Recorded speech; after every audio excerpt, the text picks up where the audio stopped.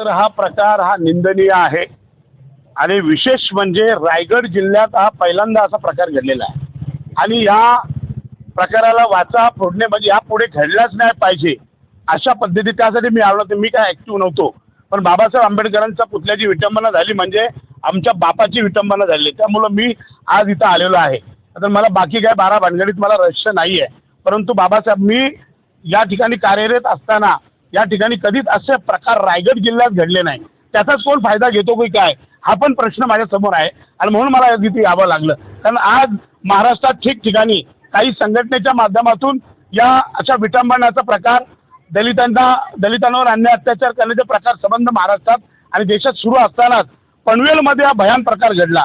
त्याची खातिरजमा काय आहे ते पाहण्यासाठी मी आलो. माझा भाचा त्या ठिकाणी कोणमधला प्रवीण कांबळे यांनी त्या ठिकाणी ज्या महानालायकांनी तो विटंबना केली त्याला तिथं चोपलेला आहे.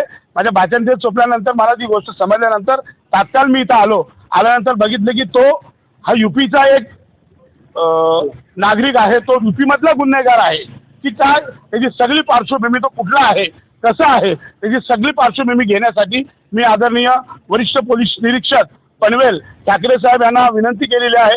ACP साहेबांना केलेली आहे.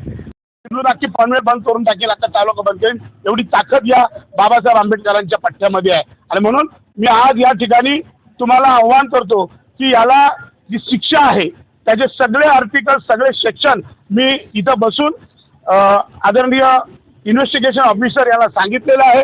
त्या पद्धतीने विथ ॲट्रॉसिटी ॲक्ट सुद्धा त्याच्यावर दाखल होईल आणि म्हणून गरजेचं आहे.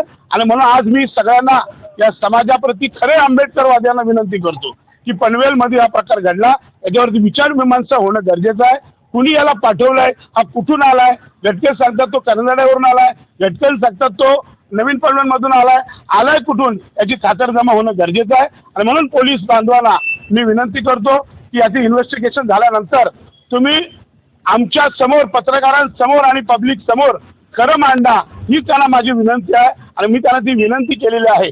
मी या ठिकाणी जे पनवेलमध्ये घडलेल्या प्रकाराचा मी तीव्र म्हणजे याला शब्दच नाही, जो गलिच्छ प्रकार घडला त्याला मी त्याचा निषेध करतो आणि केवळ निषेध करून चालणार नाही तर मी याला सोडणार नाही हे पत्रकारांच्या माध्यमातून जाहीर सांगतो.